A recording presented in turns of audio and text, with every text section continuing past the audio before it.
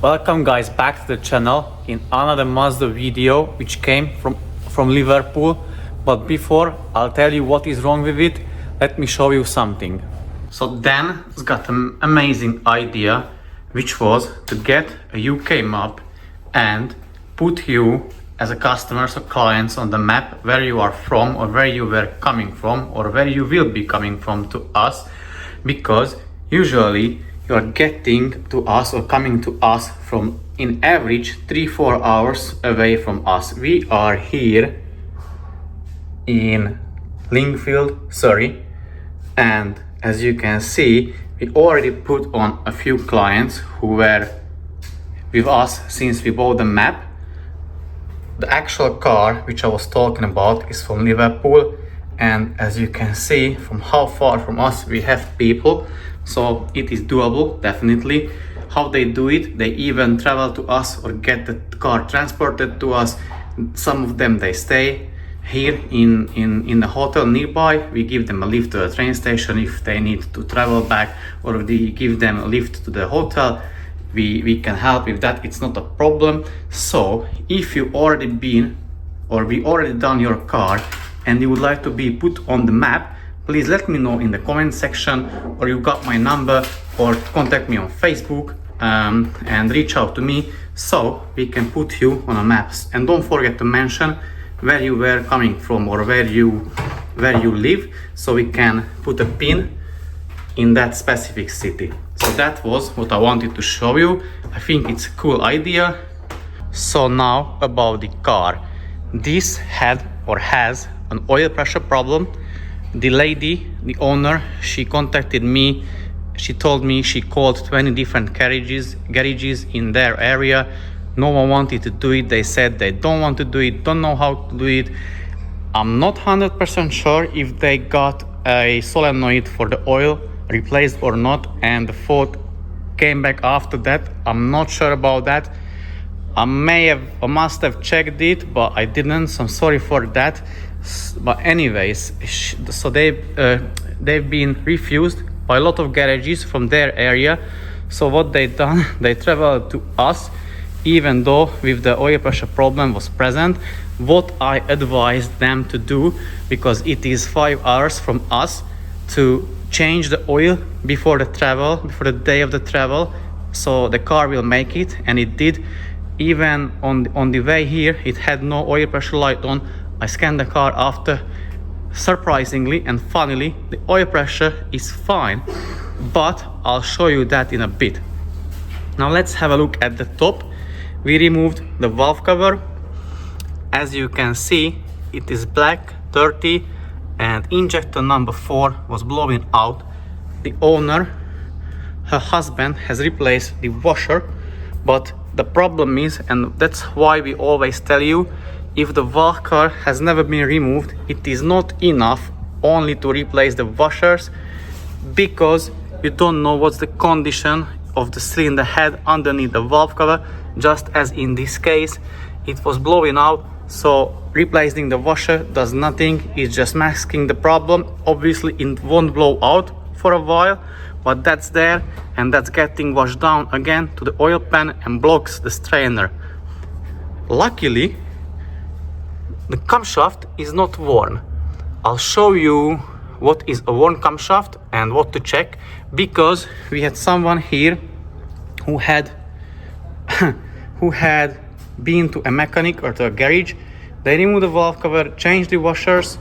They made some mistakes, but the biggest one, they told him the camshaft is not worn, and he even the guy was here yesterday, and he even said that he has got a picture of it. I told him, show me the picture. He showed me the picture. I straight away told him that's worn. I'll tell you what is the worn camshaft, or what worn camshaft looks like, and what to check for. So even it is for you, for the owners, for DIYers, for mechanics, whoever that is for, or whoever that information will be useful for. As you can see, the carbon buildup is very severe. The parts are already cleaned because it came on Saturday.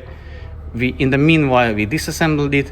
So now what's gonna happen, I'm going to set the timing of the engine into the the proper position. So first piston, top dead center, remove that, the sprocket, remove the camshafts, get them cleaned, everything gets cleaned, and do the walnut blasting, and then I'll leave the car in a bit and show it to you from underneath. And also this one will have an automatic gearbox oil change because the owner requested that as well. Now let me show you a few parts.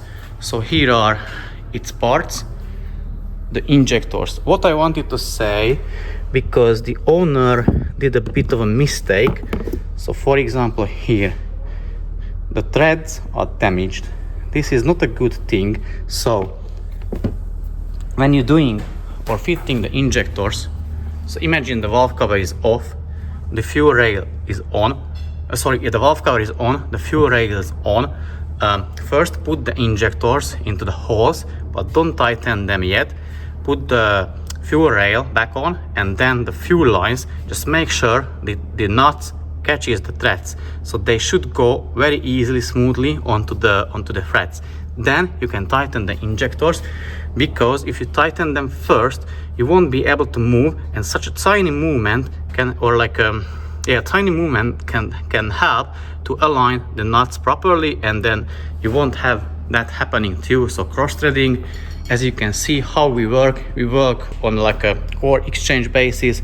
So we already have parts pre-cleaned, just as you can see how clean we get them. It's quite clean, I would say.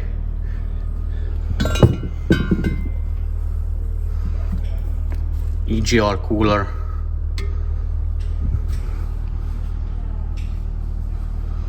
You can't see it now, but the light, actually you can see through it. So that's how clean we get them. Mazda wants you to replace them. One of them costs 800 pounds.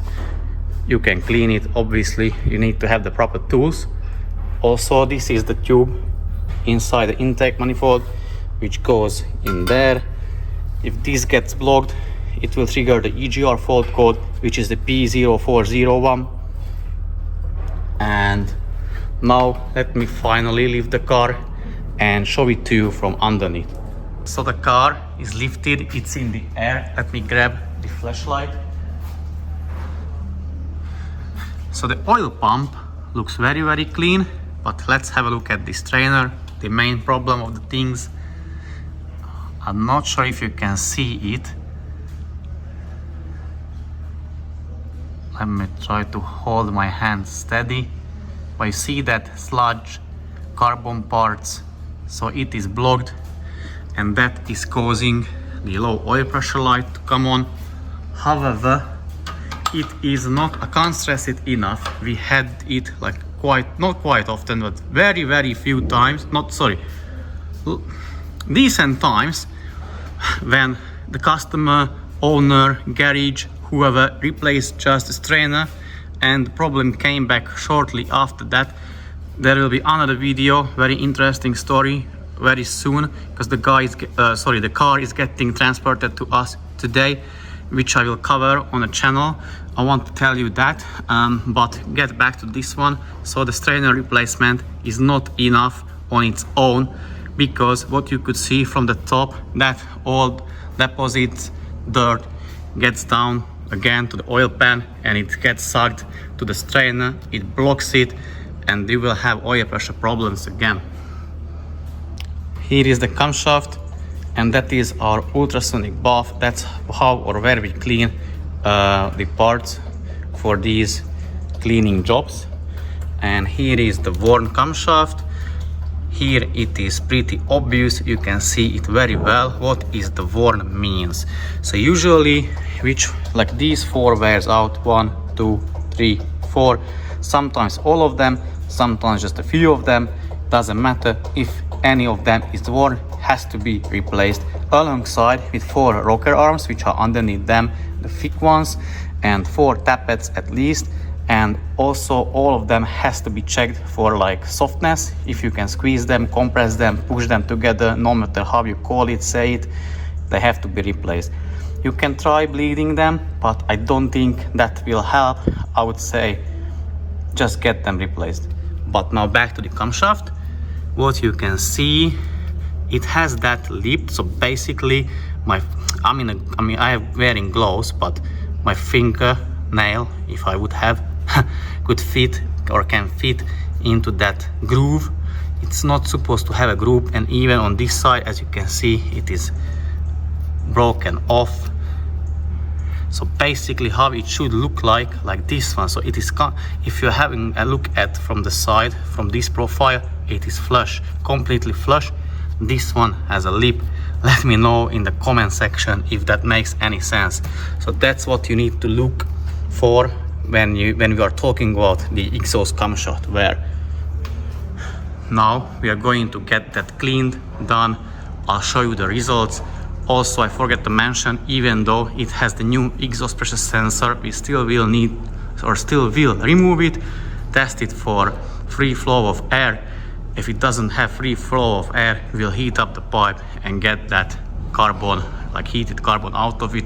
I'll try to record it on that video how we do it, and then I'll show the results of the cylinder head, of the carbon cleaning, and replacement of the strainer.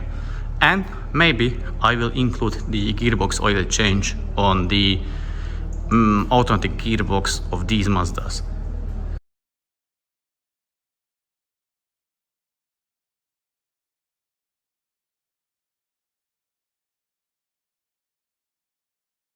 So the camshafts are refitted and the parts are cleaned. As you can see, it's just the cylinder head.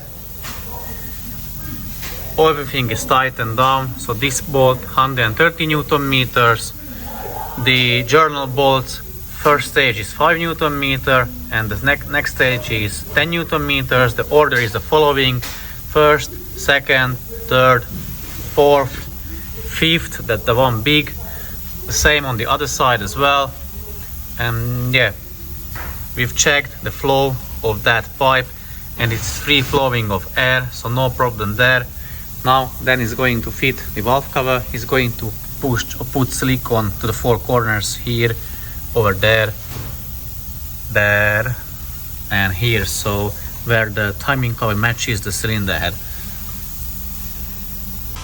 So the carbon cleaning on the Mazda from Liverpool is done. Have a look at the results. You can see the valves even from here. It's nice and clean. Let's have a look, or let's have a closer look at the valve, the lap of the valve, so that how clean we can get them. Now the final part of it, the assembly. So I'm going to assemble the car back together, then fill it up with oil, get the transmission oil replaced, changed, also alongside with the filter, which I'll show you maybe in this video, maybe I'll do a separate video on it, but I'll be back once the car is up and running, and when I will be bleeding the cooling system, and I will tell you what data or which data we usually reset once we do these kind of repairs or fixes on these Mazda 2.2 Skyactiv diesels. The engine is running. We are now just bleeding the cooling system. I'm going to take it for a test drive, check if everything is fine. If I notice anything wrong or suspicious with the car, which I shouldn't, then once I come back, check the live data, do the reset of the adaptations, and then do the engine oil flush, change the engine oil and the filter one more time, and then we can go and get the transmission or gearbox oil changed, and the customer can come and pick the car up.